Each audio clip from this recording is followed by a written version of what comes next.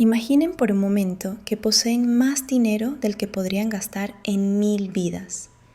Imaginen que pueden comprar palacios, petroleros enteros y obras de arte invaluables con la misma facilidad con la que compran el pan. Ahora imaginen que esa misma fortuna, dorada y brillante, es en realidad un imán para la desgracia, una condena silenciosa que va devorando a sus hijos uno por uno. Se dice que el dinero no compra la felicidad, pero en esta historia, el dinero compró algo mucho peor, una tragedia griega moderna escrita con tinta de petróleo y sangre. Bienvenidos a una inmersión profunda en la oscuridad de la dinastía más rica y rota de la historia. Antes de adentrarnos en el laberinto de codicia y muerte, quiero pedirles algo importante. Pausen un segundo este relato y escriban abajo en los comentarios qué harían ustedes si tuvieran una fortuna infinita, pero supieran que el precio a pagar es la seguridad de su familia. Los leeré atentamente.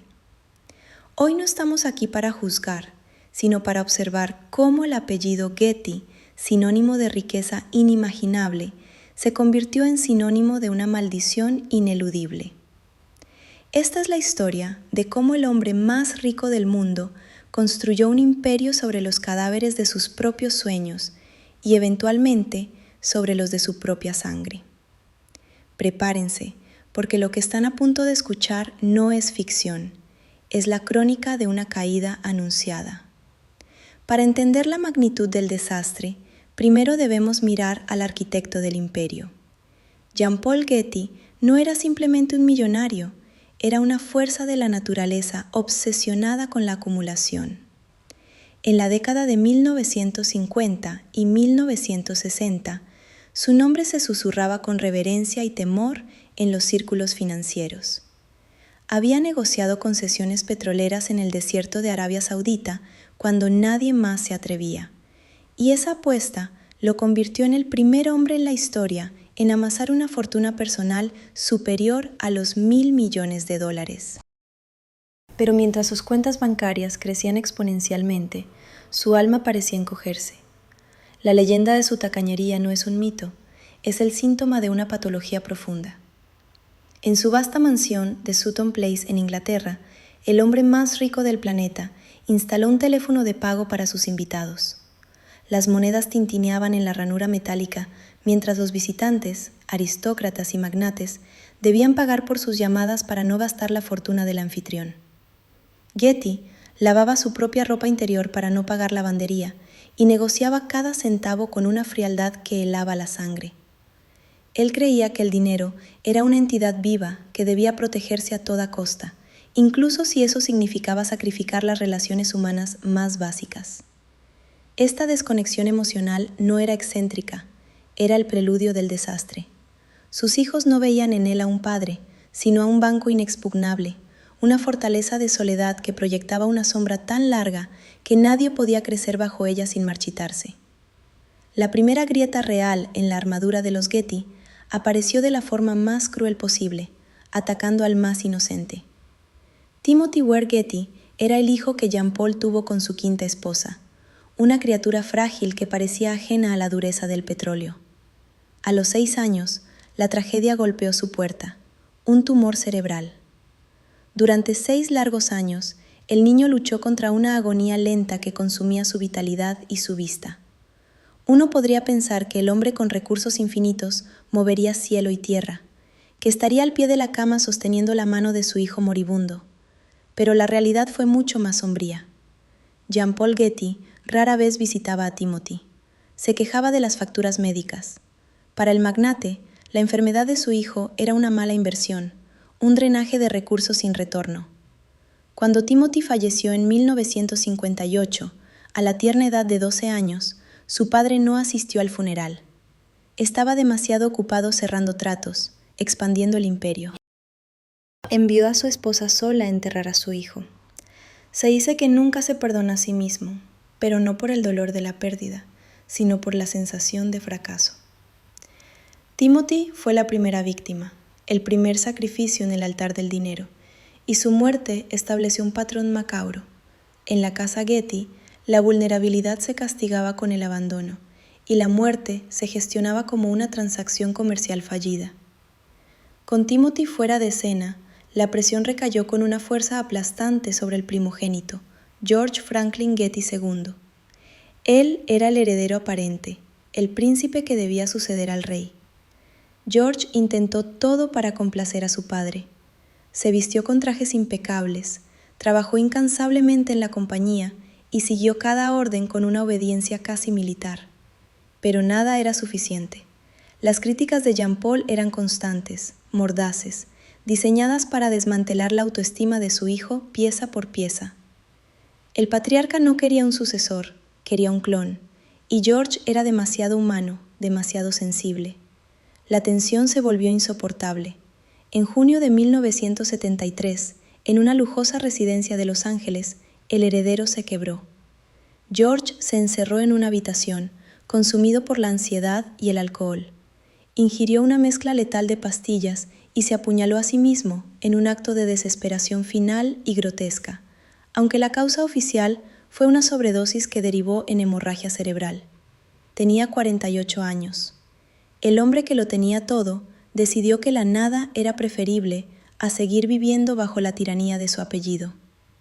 Cuando le comunicaron la noticia a Jean-Paul Getty, su reacción fue de una frialdad estoica, preocupándose más por cómo esto afectaría la imagen de la empresa que por la pérdida de su hijo mayor. La maldición estaba cobrando velocidad y ya no distinguía entre niños enfermos o ejecutivos exitosos. Mientras George colapsaba en Los Ángeles, al otro lado del Atlántico, en Roma, otra rama de la familia estaba viviendo su propia versión del infierno, pero esta vez envuelta en seda y terciopelo. John Paul Getty Jr., el otro hijo, había decidido alejarse del negocio familiar para abrazar la vida bohemia de los años 60. Junto a su esposa, la bellísima actriz y modelo Talita Paul, se convirtieron en los reyes del hedonismo. Eran la pareja dorada, íconos de la moda que alternaban con estrellas de rock y vivían en un palacio en Roma, rodeados de arte y excesos. Pero la belleza de su vida era una fachada frágil. Bajo el glamour de las fiestas interminables y los viajes a Marruecos, corría un río oscuro de heroína. Talita, con su rostro angelical, se estaba hundiendo. El 14 de julio de 1971, la fiesta terminó de golpe. Talita fue encontrada muerta en su apartamento romano por una sobredosis masiva. Tenía apenas 30 años. John Paul Jr. quedó destrozado, huyendo de la realidad para encerrarse en una reclusión que duraría décadas. La muerte de Talita no fue solo el fin de una era de inocencia hippie para la familia, fue el presagio de que Roma, la ciudad eterna, se convertiría en el escenario principal del horror que estaba por venir. 2 años después de la muerte de Talita y apenas unas semanas después del suicidio de George, la maldición alcanzó su punto culminante, el evento que definiría para siempre a la familia ante los ojos del mundo. El protagonista era ahora la tercera generación, John Paul Getty III. A sus 16 años era conocido como el hippie dorado. Vivía en Roma, vendiendo pinturas en las plazas y disfrutando de la libertad que su apellido le otorgaba, sin las ataduras de la responsabilidad corporativa. Tenía el pelo largo, una sonrisa fácil y la confianza de quien se sabe inmortal. La noche del 10 de julio de 1973, esa inmortalidad se hizo añicos. Mientras caminaba por la famosa Piazza Farnese, un coche se detuvo a su lado. No hubo tiempo para gritar. Hombres fuertes lo arrastraron al interior y el vehículo desapareció en la noche romana. No era una broma de adolescentes. John Paul III había sido capturado por la 'Ndrangheta, la temible mafia calabresa. Lo llevaron a las montañas, encadenándolo en una cueva fría y húmeda. El joven, que había nacido en cuna de oro, ahora dormía sobre piedras, esperando que su abuelo, el hombre más rico del mundo, viniera a salvarlo.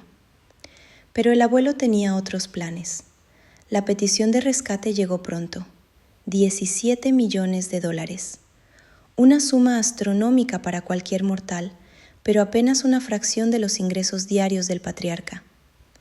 La madre del joven, Gail, desesperada y sin dinero propio, ya que estaba divorciada de John Paul Jr., llamó a su ex-suegro suplicando ayuda. La respuesta de John Paul Getty, desde su mansión en Inglaterra, resonó en todo el mundo con la fuerza de una sentencia de muerte. Con una calma imperturbable, pronunció las palabras que quedarían grabadas en la historia de la infamia. Tengo otros 14 nietos. Si pago 1 centavo ahora, tendré 14 nietos secuestrados.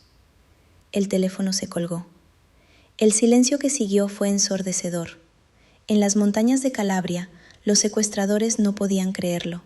Pensaron que era una táctica de negociación, un farol de un hombre de negocios duro. No entendían que no se enfrentaban a un abuelo preocupado, sino a un hombre que valoraba sus principios financieros por encima de la vida humana. Pasaron los días, luego las semanas y finalmente los meses. El invierno se acercaba en las montañas y con él la paciencia de los mafiosos se agotaba. El hippie dorado ya no era dorado, estaba sucio, hambriento y aterrorizado, dándose cuenta lentamente de que su apellido, lejos de ser su salvación, era la razón de su condena y la causa de la indiferencia de su propio abuelo. La tragedia estaba a punto de volverse física, sangrienta y postal. El tiempo empezó a contar de otra manera. En Roma, cada día sin noticias era una nueva confirmación de que el apellido Getty no protegía a nadie. Y en las montañas del sur de Italia, cada hora de cautiverio convertía a John Paul Getty III en una sombra de sí mismo. Para los secuestradores, la negativa del patriarca ya no era una estrategia, era una afrenta. Y cuando la humillación se instala, la violencia suele presentarse como mensaje. El aviso llegó envuelto en una crudeza que no necesitaba traducción. Un paquete, un recorte de humanidad enviado para demostrar que el joven era real, que el dolor era real y que la familia estaba a punto de perder algo que no se puede recomprar con dinero. La mafia decidió hacer lo que tantas veces funciona en el mundo, forzar a los poderosos a sentir miedo, porque el miedo es el idioma más universal. En ese instante, la historia dejó de ser un pulso entre una fortuna y un rescate, y se convirtió en un espectáculo público que ponía a prueba el límite de la frialdad humana. La noticia cruzó fronteras y se incrustó en los titulares. La idea era simple y brutal. Si el multimillonario no pagaba por un nieto, el mundo entero vería cómo se pagaba con carne. Y aún así, incluso entonces, la negociación siguió pareciendo un mercado. Se discutieron cifras, se alargaron plazos, se midieron riesgos, como si la vida del adolescente fuera una propiedad más del imperio, algo que podía tasarse, depreciarse o descontarse. Lo que para una madre era un grito permanente, para el patriarca se mantenía en el registro de una operación que debía cerrarse sin sentar precedentes. Mientras tanto, en el encierro, John Paul aprendía una lección que ningún lujo enseña. El miedo no llega de golpe, llega por etapas. Primero cree que es una pesadilla que terminará al amanecer. Luego entiende que el amanecer no trae nada. Después, comienza a negociar consigo mismo, a prometer silenciosamente que cambiará, que será mejor, que renunciará a cualquier capricho si vuelve a ver el cielo sin barrotes. Y al final aparece lo peor. La sospecha de que su propia sangre, la que lo convirtió en objetivo, también puede ser la que lo deje morir. En la familia, el secuestro ya no era un secreto incómodo, era un espejo. Mostraba lo que cada uno era cuando se le arrebata el control. John Paul Getty Jr., quebrado desde hacía años, miraba el abismo con un tipo de culpa que no se lava con lágrimas.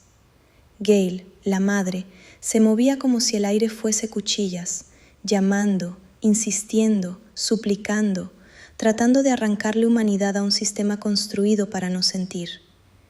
Y en Sutton Place, Jean Paul Getty seguía encerrado en su fortaleza mental, convencido de que ceder una vez era condenarse para siempre, repitiendo la idea que ya había pronunciado con frialdad, esa frase que quedó asociada para siempre al caso, la de los otros 14 nietos, y el miedo a que todos fueran secuestrados si él pagaba. Pero el mundo había cambiado de tono. Ya no era solo una tragedia doméstica, era un juicio público. Y en los juicios públicos, incluso los titanes empiezan a notar el peso de las miradas. El patriarca, que siempre había tratado el afecto como un gasto innecesario, empezó a ver que su marca, su apellido, su imperio, podían quedar tatuados con una palabra que ningún magnate quiere cargar: indiferencia. En esa frontera difusa entre reputación y conciencia comenzó el movimiento. No por ternura, no por arrepentimiento, por presión, por cálculo, por una mezcla amarga de orgullo y temor. Cuando finalmente se abrió la puerta a un pago, no fue presentado como un acto de amor, sino como una concesión estratégica, un intento de recuperar el control del relato y de la negociación. El dinero, que en otras familias sería un puente para salvar una vida, aquí era también una herramienta para sostener una doctrina.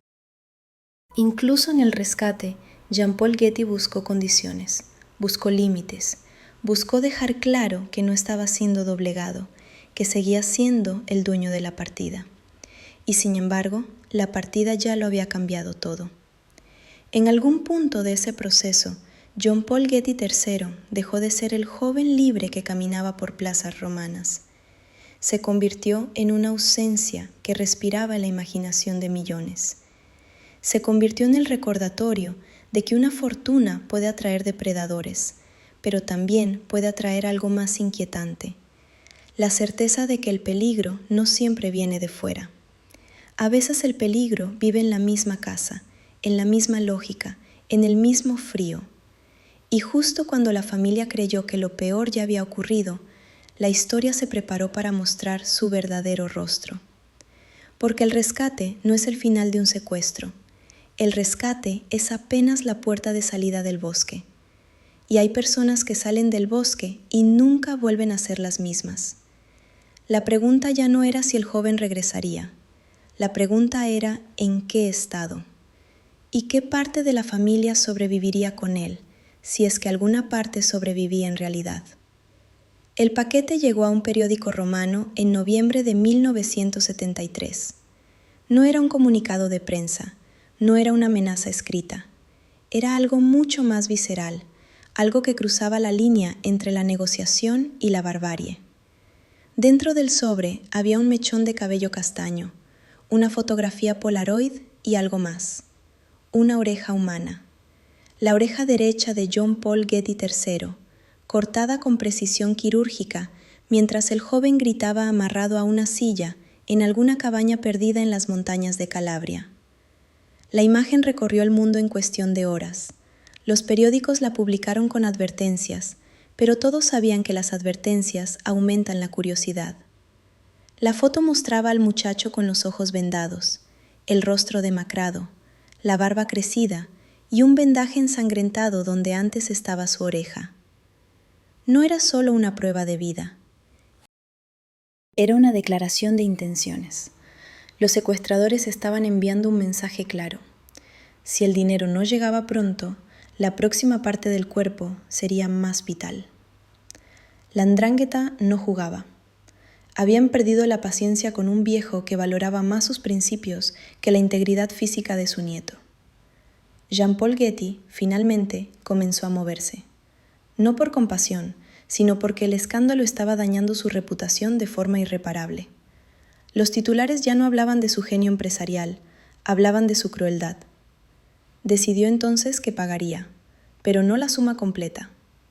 Ofreció $2.200.000, el máximo que podía declarar como deducible de impuestos, y prestó el resto a su hijo John Paul Jr. con un interés del 4%.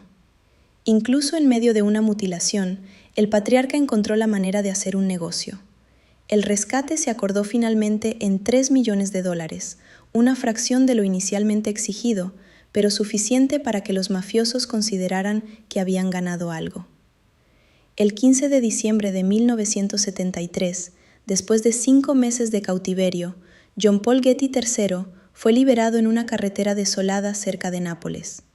Estaba sucio, desnutrido, traumatizado y físicamente mutilado. Cuando lo encontraron, temblaba incontrolablemente, no solo por el frío del invierno italiano, sino por el terror que se había instalado en su sistema nervioso como un virus permanente. Lo llevaron a un hospital, donde los médicos confirmaron que la amputación había sido brutal, pero efectiva. La oreja nunca volvió a crecer, y con ella se fue también cualquier ilusión de que su apellido era un escudo. Su madre Gail corrió a su lado y lo abrazó con la fuerza de alguien que había muerto 1000 veces en 5 meses. John Paul Jr., su padre, llegó después, arrastrando su propia destrucción emocional como una capa pesada. Pero el abuelo, el hombre que había movido montañas de dinero para construir imperios, no apareció. Envió un telegrama, breve, formal, distante. La frialdad persistía incluso después de la mutilación. Para John Paul Getty, su nieto había sido rescatado, el asunto estaba cerrado, y era momento de volver a los negocios. No hubo reencuentro, no hubo disculpas, no hubo reconocimiento del error, solo números en una hoja de balance y un préstamo pendiente de cobro. El joven intentó reintegrarse a la vida, pero la vida que había dejado ya no existía. Roma ya no era la ciudad mágica de su adolescencia, era el escenario de su pesadilla. Cada esquina, cada plaza, cada rostro desconocido podía ser una amenaza. Comenzó a beber, a consumir drogas con una intensidad que preocupaba incluso a quienes lo habían visto crecer en el exceso. No estaba celebrando haber sobrevivido, estaba intentando anestesiar el recuerdo de haber sido abandonado por su propia familia mientras le cortaban pedazos del cuerpo. El alcohol y las sustancias no eran recreativas, eran medicina para un dolor que ningún hospital podía tratar. En 1981, 8 años después del secuestro, el cuerpo de John Paul Getty III colapsó. Una sobredosis masiva de drogas y alcohol lo dejó en coma durante 6 semanas.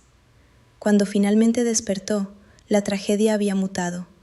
Ya no era solo un joven sin oreja, ahora era un hombre paralizado, ciego y casi completamente mudo debido al daño cerebral severo causado por la intoxicación. A los 25 años, su vida ya estaba terminada. Pasaría las siguientes 3 décadas en una silla de ruedas, incapaz de hablar más que susurros ininteligibles, dependiendo de enfermeras y familiares para las funciones más básicas. La maldición no lo había matado de golpe, lo fue consumiendo lentamente, dejándolo como un recordatorio viviente del precio del apellido Getty. Su abuelo murió en 1976, 3 años después del secuestro, sin haber visto a su nieto mutilado en persona. John Paul Getty falleció en su mansión de Sutton Place, rodeado de arte invaluable, pero completamente solo. Dicen que en sus últimos días murmuró arrepentimientos, pero nunca quedó claro si se arrepentía de sus decisiones o simplemente de haber perdido el control de su narrativa. Su fortuna fue dividida, sus colecciones donadas a museos, su nombre grabado en instituciones culturales. Pero también quedó grabado en una historia mucho más oscura, la de un hombre que eligió ser el más rico del mundo y terminó siendo el símbolo de la desconexión humana más absoluta. John Paul Getty III sobrevivió hasta el año 2011, viviendo en una propiedad en las colinas de Los Ángeles, atendido por su familia y mirando el mundo desde una prisión mucho más cruel que cualquier cueva calabresa. Cuando finalmente murió a los 54 años, su muerte fue apenas una nota al pie en los periódicos. Pero para quienes conocían la historia completa, fue el cierre de un capítulo que nunca debió escribirse. El joven que una vez vendía pinturas en plazas romanas, que soñaba con ser artista y vivir libre, terminó siendo el símbolo viviente de lo que sucede cuando el dinero reemplaza al amor y la lógica empresarial devora a la humanidad. Y sin embargo, la historia de los Getty no termina ahí, porque las maldiciones no se detienen con una generación. Se reproducen, mutan, buscan nuevas víctimas, y en las décadas siguientes, la familia seguiría pagando el precio de un imperio construido sobre el petróleo y la frialdad. La siguiente ola de tragedias estaba por comenzar, y esta vez atacaría de formas aún más inesperadas. La liberación de John Paul Getty III no cerró el caso, solo cerró la puerta del lugar donde lo tuvieron encadenado. El verdadero encierro empezó después, en los pasillos de clínicas privadas, en habitaciones silenciosas donde el aire olía a desinfectante y a derrota, y en una familia que intentaba fingir normalidad mientras el miedo se convertía en herencia. Lo ocurrido en Italia dejó una marca que no podía ocultarse con trajes caros ni con titulares favorables, porque era una verdad simple y devastadora. La riqueza podía atraer a cualquiera, pero también podía fracturar por dentro. En los salones donde antes se hablaba de inversiones, comenzó a hablarse en voz baja, con frases cortas, como si nombrar la tragedia la hiciera volver. La familia descubrió algo incómodo, que la fama no solo ilumina, también expone, y cuando expone, la gente no mira con piedad, sino con hambre de historia. El apellido Getty pasó de representar poder a representar vulnerabilidad, y esa mezcla, poder y vulnerabilidad, es la que suele invitar a lo peor. John Paul Getty Jr. quedó atrapado en una culpa de doble filo. Por un lado, era el padre que no pudo proteger a su hijo en el momento más brutal. Por otro, era el hijo que nunca aprendió a pedirle ternura a un padre que solo hablaba el idioma del control. La muerte de Talita había dejado un hueco, y el secuestro lo volvió un abismo. Durante un tiempo, Junior intentó buscar refugio en la distancia, como si alejarse de todo pudiera borrar lo que había pasado, pero el recuerdo no respeta fronteras, se instala donde uno duerme. La maquinaria del legado, mientras tanto, siguió funcionando. El patriarca ya había dejado un plan para que su fortuna sobreviviera a su cuerpo, y una parte decisiva de ese plan apuntaba a la cultura, a museos, a colecciones, a la idea de que el arte podía lavar lo que el petróleo había manchado. El nombre Getty empezó a aparecer grabado en instituciones, asociado a galerías y a obras maestras, como si el brillo de los cuadros pudiera eclipsar la oscuridad de la historia familiar. Esa fue una de las jugadas más eficaces, transformar un apellido temido en un apellido respetado y convertir la memoria pública en un salón cuidadosamente iluminado. Pero la memoria privada no se iluminó. En esa memoria seguía la imagen de un adolescente fotografiado con los ojos vendados, el cuerpo reducido a prueba, el dolor convertido en mensaje. A partir de entonces, cada miembro de la familia tuvo que convivir con una pregunta que nadie quería formular en voz alta. Si el hombre más rico del mundo dudó en salvar a su nieto, ¿qué podía esperar cualquiera cuando llegara el momento de elegir entre dinero y sangre? Los Getty aprendieron a protegerse con protocolos. Cambiaron rutinas, reforzaron seguridad, redujeron apariciones, entrenaron a sus hijos para no hablar con extraños. El miedo dejó de ser una emoción y se convirtió en método. Y cuando el miedo se convierte en método, la vida se estrecha. Los viajes se planifican como operaciones, las amistades se filtran como contratos, el mundo exterior se mira como amenaza. En medio de esa disciplina, la tragedia encontró otra forma de persistir.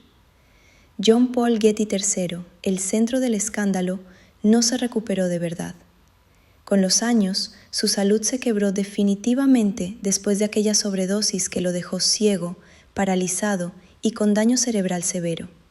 Un destino lento que prolongó el sufrimiento más allá del titular y lo convirtió en un recordatorio viviente dentro de la propia familia. Para los Getty, su presencia era una herida abierta, y para el público era una historia que jamás terminaba de cerrarse. La paradoja era cruel. Mientras el apellido se elevaba en el mundo del arte, dentro de la casa se acumulaban silencios. Los mismos que habían aprendido a negociar con gobiernos y a dominar mercados, no sabían negociar con el dolor. Y cuando una familia no aprende a decir lo que siente, el dolor busca salidas. A veces sale en forma de adicciones, a veces sale como ruptura. A veces sale como decisiones impulsivas. Y a veces sale como una cadena de muertes que vistas desde fuera parecen misterio, pero desde dentro se sienten inevitables. Décadas después, cuando el mundo creyó que lo peor había quedado atrás, la tragedia volvió a tocar la puerta con un tono distinto. Ya no era un secuestro en las montañas italianas, ya no era un escándalo internacional, era algo más silencioso, más doméstico, y por eso mismo más inquietante. Una muerte inesperada dentro del árbol familiar recordó a todos que la historia negra de los Getty no pertenecía al pasado, seguía respirando en el presente. Y así, mientras los museos seguían recibiendo visitantes bajo el nombre Getty, el clan descubrió que hay un tipo de legado que no se dona ni se vende. Un legado que no necesita prensa para existir. Un legado que camina por los pasillos de la casa cuando las luces se apagan. La siguiente parte de esta historia no ocurrirá en una cueva ni en una sala de juntas. Ocurrirá donde las tragedias se vuelven más difíciles de explicar, en el corazón mismo de una familia que se hizo gigante por fuera y frágil por dentro. El eco de los años 70 se fue apagando lentamente, pero dejó una vibración constante en el suelo de la familia. Con la muerte de Jean-Paul Getty en 1976, el centro de gravedad cambió. La fortuna, que había sido un bloque monolítico, se fragmentó en fideicomisos y herencias, creando una red compleja de beneficiarios que ahora tenían que lidiar no solo con el dinero, sino con la leyenda. Gordon Getty, uno de los hijos sobrevivientes, tomó las riendas de la venta de Getty Oil, una operación colosal que transformó el patrimonio de la familia de activos industriales a liquidez pura.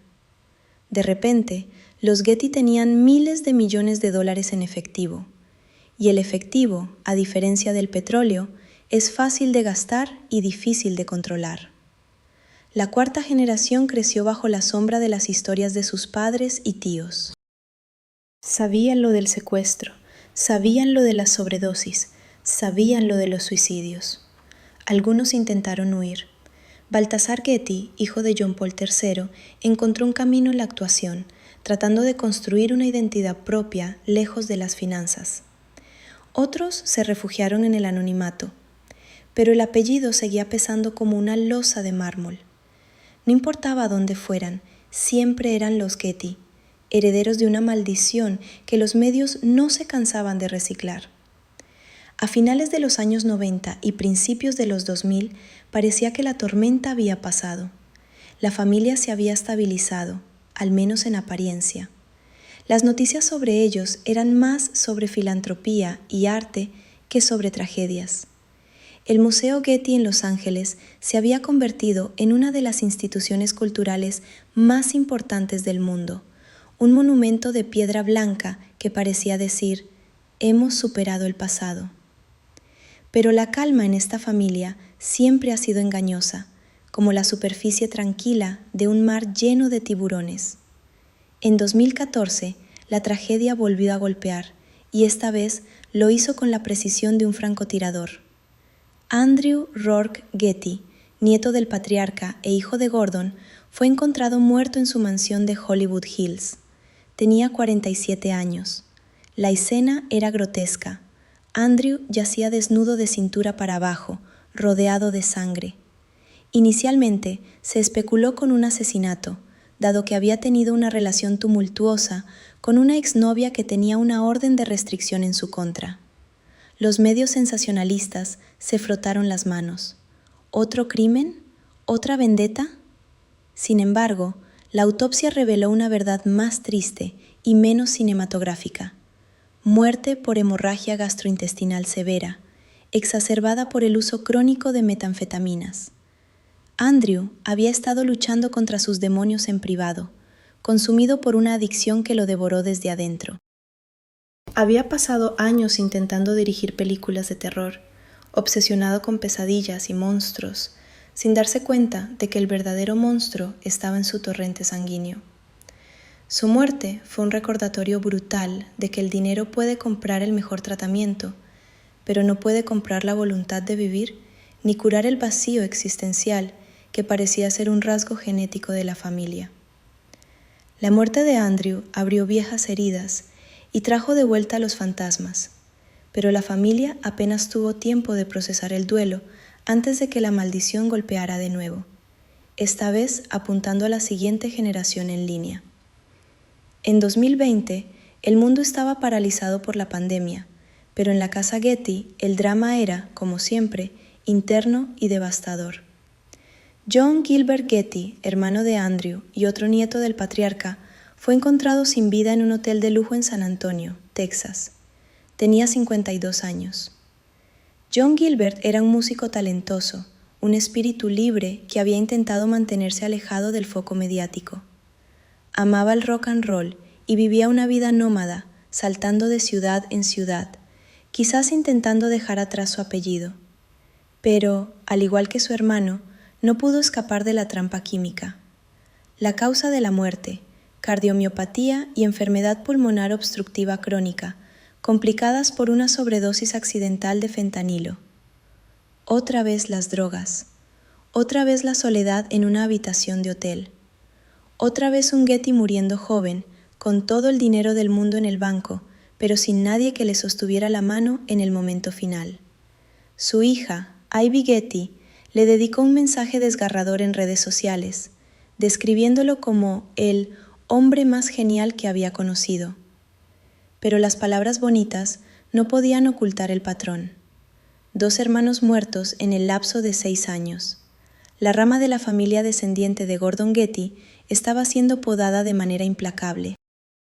Gordon, que había sido el hijo responsable, el que vendió la compañía y gestionó la fortuna, ahora tenía que enterrar a 2 de sus hijos. La tragedia de Jean Paul Getty se repetía en su hijo. El éxito financiero no servía de nada cuando se trataba de proteger a la descendencia.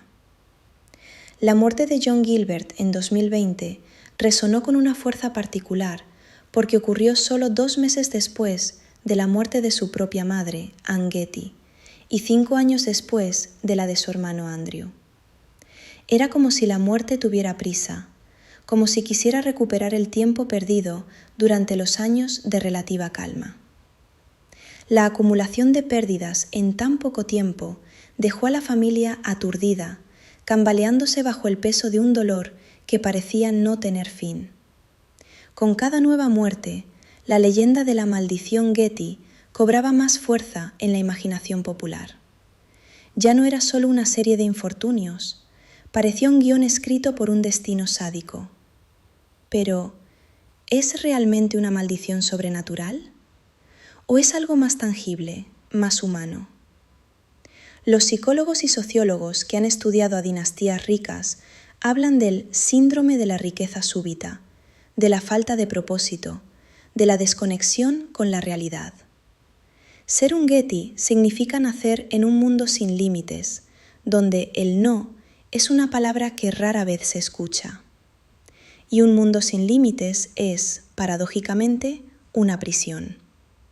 Sin la necesidad de trabajar para sobrevivir, sin la estructura que da el esfuerzo diario, muchos de los herederos se encontraron flotando en un vacío dorado. Las drogas, el alcohol, las relaciones destructivas, no eran la causa de la maldición, eran los síntomas de un malestar profundo, el aburrimiento existencial y la presión aplastante de estar a la altura de un apellido legendario. Jean Paul Getty, el fundador, había dicho una vez: el dinero es como el estiércol, no sirve de nada a menos que se esparza. Pero olvidó advertir que, si se acumula demasiado en un solo lugar, el olor puede volverse tóxico. Sus descendientes no esparcieron el dinero, vivieron encima de él, y los vapores terminaron asfixiándolos. La falta de una figura paterna afectuosa en el origen, la sustitución del amor por transacciones financieras, creó un agujero negro emocional que ninguna cantidad de millones podía llenar. A pesar de todo, hubo supervivientes. Hubo quienes lograron romper el ciclo, quienes encontraron pasiones genuinas, quienes construyeron familias funcionales. Pero incluso ellos viven con la guardia en alto, sabiendo que la historia de su familia es un campo minado. Saben que el mundo los mira esperando el próximo tropiezo, el próximo escándalo. Y saben que, en el fondo, la batalla no es contra una maldición mágica, sino contra la propia naturaleza humana cuando se la somete a la prueba extrema de la riqueza absoluta. Hoy, la familia Getty sigue siendo una de las más ricas del mundo. Tienen fundaciones, museos, empresas. Son pilares de la alta sociedad. Pero si miran de cerca, verán las cicatrices, verán los espacios vacíos en las fotos familiares, verán la sombra en los ojos de los que quedan. La historia de los Getty no es una historia de triunfo, es una advertencia, una fábula moral moderna sobre el costo del alma, y mientras el apellido siga brillando en las fachadas de los edificios, también seguirá susurrando en los cementerios, recordándonos que, al final, la muerte es el único acreedor al que no se le puede pagar con un cheque. Con el paso de los años, el apellido Getty aprendió a vivir en una doble exposición. Por un lado, el mármol blanco, las galerías impecables y la promesa de eternidad cultural. Por otro, los titulares que reaparecían cada cierto tiempo como un golpe seco en la puerta, recordándole al mundo que en esa familia la riqueza no era solo un privilegio, también era un foco que atraía tragedias con una regularidad inquietante. La muerte de Andrew Rourke Getty en 2014 fue uno de esos golpes, no solo por la escena que describieron las autoridades, sino porque reactivó de inmediato el viejo reflejo mediático, la búsqueda de un culpable externo, un misterio conveniente, una narrativa de crimen que encajara con la idea de un clan perseguido por algo oscuro. Y sin embargo, cuando el informe médico inclinó la balanza hacia el deterioro físico y el consumo prolongado, la historia se volvió más incómoda, porque ya no bastaba con señalar a un enemigo, obligaba a mirar hacia adentro. En esa mirada interior aparecía una constante, el aislamiento, la distancia emocional, la vida vivida como si el afecto fuera un lujo sospechoso y la fragilidad una amenaza. Los Getty, como tantas dinastías, habían construido un sistema para sobrevivir al mundo. Fideicomisos, abogados, custodios, seguridad, capas de protección que se multiplicaban con los años. Pero un sistema diseñado para proteger el dinero rara vez protege el alma. En los pasillos silenciosos de las mansiones, el dolor no encontraba interlocutores, encontraba paredes. Los problemas se gestionaban como asuntos privados, la vergüenza se guardaba como un secreto, y en ese clima, las adicciones, cuando aparecían, no eran tratadas como señales de socorro, sino como fallas personales que debían ocultarse. Por eso, cuando John Gilbert Getty murió en un hotel en 2020, lejos del núcleo familiar, el patrón resultó imposible de ignorar. La información pública habló de problemas cardíacos y pulmonares, y de una sobredosis accidental relacionada con fentanilo, una combinación que sugiere una caída prolongada más que un accidente aislado. El detalle más frío no fue la causa médica, sino el escenario. Una habitación anónima, el final en soledad, el tipo de silencio que no se compra ni se rompe con dinero. A partir de ahí, el mito de la maldición se hizo más fuerte, precisamente porque ya no dependía de un solo episodio extraordinario. Antes, el secuestro de John Paul Getty III había sido el símbolo supremo, una historia tan monstruosa que parecía irrepetible. La oreja enviada como ultimátum, el mundo mirando, la familia negociando con una mezcla de horror y cálculo. Pero las muertes más recientes, discretas, íntimas, vinculadas al consumo y a la soledad, daban otra forma de miedo, un miedo sin villano visible, un miedo que sugiere que el enemigo puede ser la propia herencia emocional.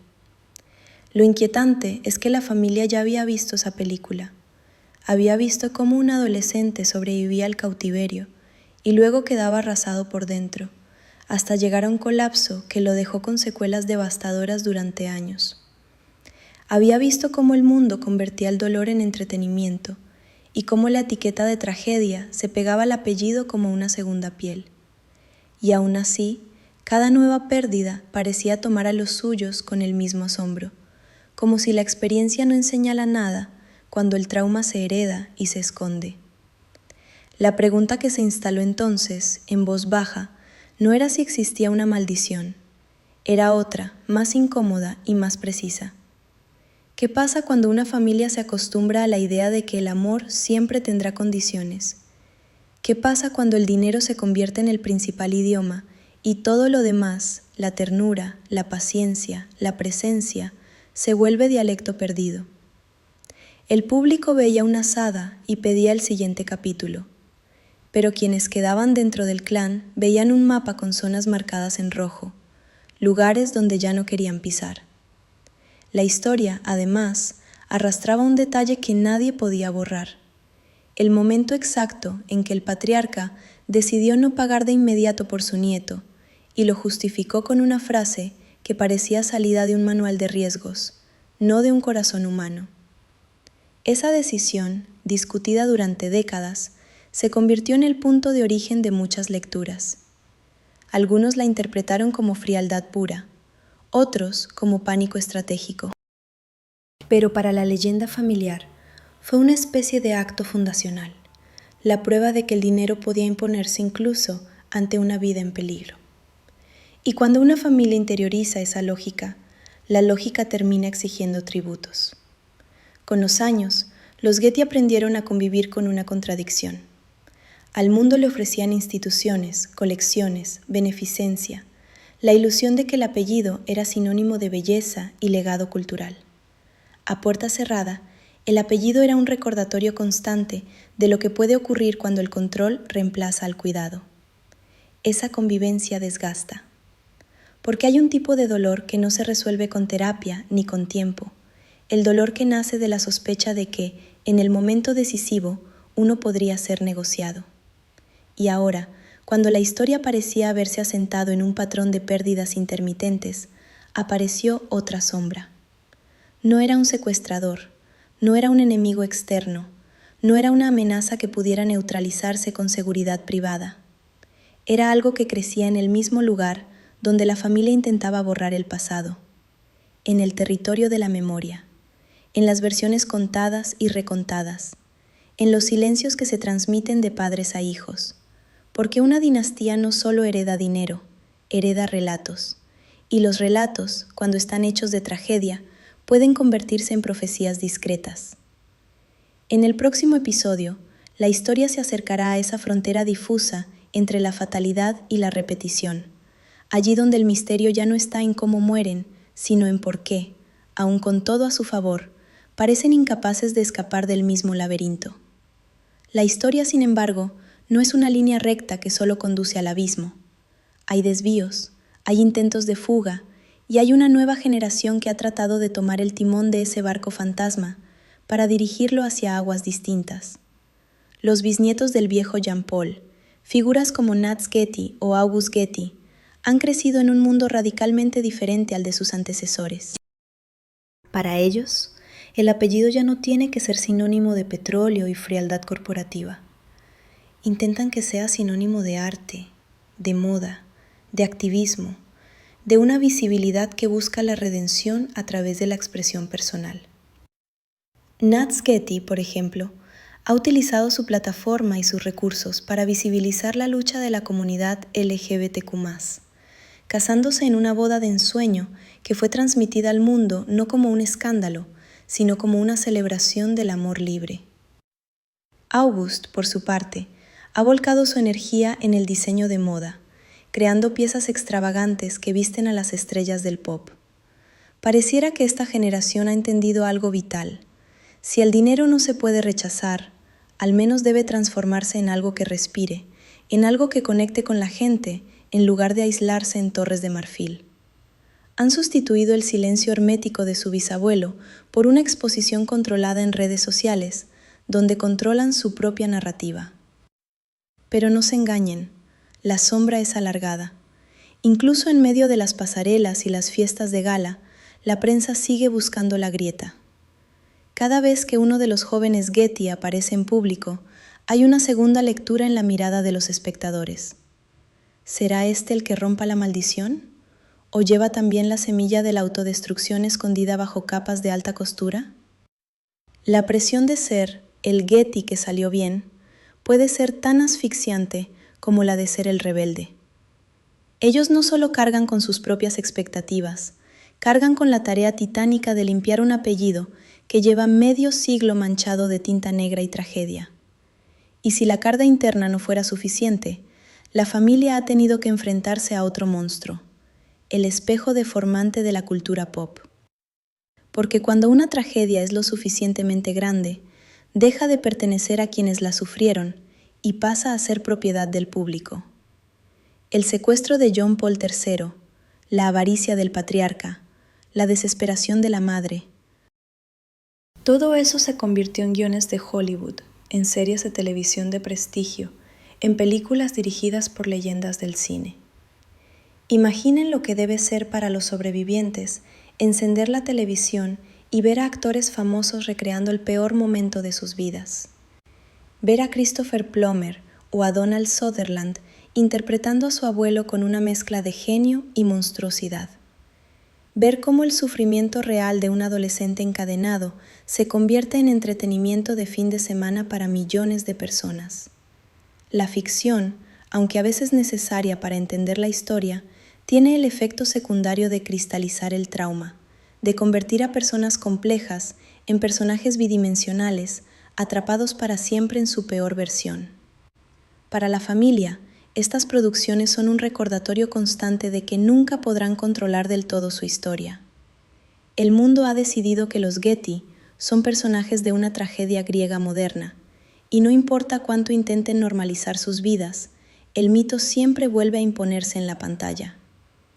Es una forma cruel de inmortalidad. Ser recordados no por lo que amaron o construyeron, sino por cuánto sufrieron y cuánto dinero costó ese sufrimiento. La maldición Getty se ha convertido en una marca registrada, un producto de consumo masivo que se vende y se alquila, alimentando la fascinación morbosa de una sociedad que ama ver llorar a los ricos. En medio de este torbellino de egos, millones y cámaras, hubo una figura que a menudo queda relegada a un segundo plano, pero que representa la verdadera resistencia moral de esta saga. Gail Harris, la madre de John Paul III. Mientras el patriarca calculaba deducciones fiscales y el padre se hundía en la bruma de las drogas, fue ella, una mujer sin fortuna personal, quien se mantuvo firme frente a la tormenta. Gail fue la única que entendió desde el principio que en esa partida de ajedrez no se jugaba dinero, sino la vida de su hijo. Su lucha no fue solo contra los secuestradores calabreses, fue contra la maquinaria deshumanizante de su propia familia política. Tuvo que negociar con mafiosos que enviaban orejas por correo y con un suegro que la trataba como a una empleada ineficiente. Gail representa la antítesis de la maldición, el amor incondicional que no pide recibos. Ella no tenía los miles de millones, pero tenía la ferocidad de una madre acorralada, y fue esa fuerza la que finalmente logró que el viejo Jean Paul soltara los hilos de la bolsa, aunque fuera a regañadientes. Sin embargo, el destino no suele premiar a los héroes en estas historias oscuras. Gail logró recuperar a su hijo, pero tuvo que ver cómo ese hijo se desmoronaba lentamente a lo largo de los años, víctima de las secuelas de aquel trauma. La cuidó durante décadas de parálisis y silencio, demostrando una lealtad que el dinero nunca pudo comprar. Su papel en la historia nos recuerda que, a veces, la verdadera fortaleza no está en construir imperios petroleros, sino en permanecer al lado de alguien cuando el imperio se derrumba y solo quedan los escombros. Ella es el recordatorio silencioso de que, incluso en la familia más disfuncional del mundo, el instinto de protección puede sobrevivir a la codicia. La familia Getty es como un iceberg. La parte visible brilla bajo el sol, majestuosa e imponente, pero la masa sumergida es oscura, peligrosa y mucho más grande de lo que imaginamos.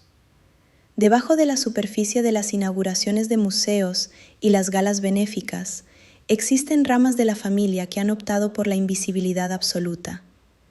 Primos y tíos lejanos que cambiaron sus apellidos, que se mudaron a pueblos pequeños, que eligieron trabajos ordinarios para escapar de la fuerza gravitacional del dinero viejo.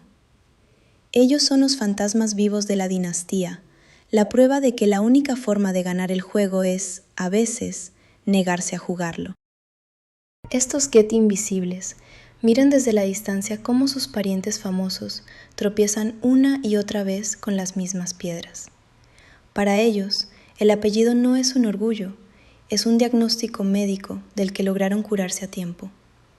Han entendido que la verdadera riqueza es el anonimato, la capacidad de cometer errores sin que salgan en la primera plana del New York Times, la libertad de amar sin contratos prematrimoniales blindados. Su existencia plantea una pregunta fascinante. ¿La maldición persigue a la sangre o persigue al dinero? Al renunciar a la visibilidad y en muchos casos a la fortuna, parecen haber encontrado un antídoto contra el veneno que consumió a sus primos. Pero el silencio de estos miembros también es una forma de pérdida. Al desconectarse de la historia familiar, han dejado que la narrativa sea dominada por los escándalos. El mundo conoce a los Getty por las muertes y los excesos, no por los que lograron vivir vidas tranquilas y felices. Es una paradoja cruel. La normalidad no vende documentales, la sensatez no genera clics. Y así, la imagen pública del clan sigue secuestrada por sus peores momentos, mientras sus mejores historias ocurren en el anonimato, lejos de los reflectores que tanto daño han hecho. Ahora, permítanme que los lleve al presente, a este mismo instante en el que estamos hablando. El imperio Getty sigue ahí, transformado pero inmenso. Getty Images, la agencia fotográfica que probablemente ha capturado cada momento importante de la historia reciente, es otro tentáculo de este legado, aunque su conexión directa con la familia es más corporativa que personal. Sin embargo, el simbolismo es potente. Una familia que vivió obsesionada con su propia imagen terminó dando nombre a la empresa que controla la imagen del mundo. Es como si, al final, hubieran logrado su objetivo de estar en todas partes, observándolo todo, dueños de la memoria visual del planeta. Pero miren más de cerca. Hoy, los jóvenes herederos se enfrentan a un mundo donde la riqueza extrema es cada vez más cuestionada. Ya no basta con ser rico, hay que ser consciente. La presión ha mutado. Antes se les exigía multiplicar la fortuna, ahora se les exige justificarla. Y en ese intento de justificación, muchos se encuentran atrapados en una nueva trampa, la culpa del privilegiado. Vemos a algunos intentando desesperadamente ser normales en redes sociales, compartiendo problemas cotidianos que, vistos desde un ático de $50 millones, suenan desafinados. La maldición moderna de los Getty quizás ya no sea la muerte súbita, sino la irrelevancia emocional. Estar rodeados de gente, pero sentirse solos.